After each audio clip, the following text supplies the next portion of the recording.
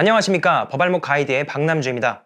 벌거벗은 세계사에서의 오류로 인해서 사과를 했던 스타 강사 설민석 씨의 논문 표절 의혹이 29일 디스패치를 통해 제기됐습니다. 카피킬러라는 일정 어절 이상이 기존의 책 또는 논문과 겹치는 경우 표절로 보고 표절 분량이 몇 %인지 알려주는 프로그램으로 설민석 씨가 석사 학위를 받은 논문을 분석해보니까 표절률이 52%가 나왔다고 하네요. 표절률 74%가 나온 홍진영 씨보다는 양호합니다만 통상적으로 표절률이 15%에서 25% 이상이 되면 논문 표절을 문제 삼고 있기 때문에 52%의 설민석 씨도 기준을 한참 넘어선 것이죠. 디스패치에 따르면 전체 747문장 중에서 표절률 100%가 187문장이고 표절 의심 문장은 332개라고 합니다. 그러니까 747문장 중에 519문장이 문제가 된다는 것이죠. 표절 의심 문장 중에서도 표절률 90% 이상인 게 56문장, 80% 이상인 게 110문장이라고 합니다. 표절한 논문에 대해서는 각주를 통해서 언급은 했다고 하는데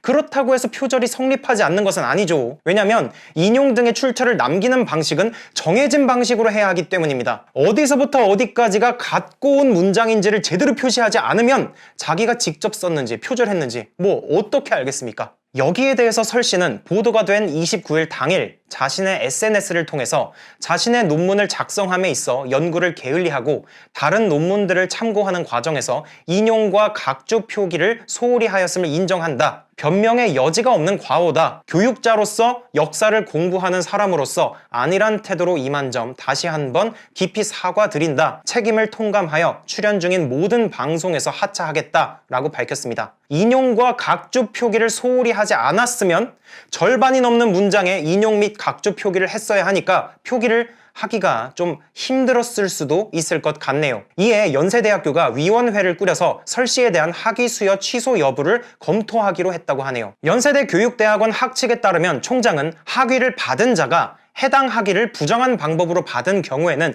심의를 거쳐 그 학위 수여를 취소할 수 있다고 정하고 있는데 이미 자신의 논문 표절에 대해 잘못을 인정했기 때문에 언론에서는 석사 학위가 취소될 가능성이 높다고 판단하고 있는 상황입니다.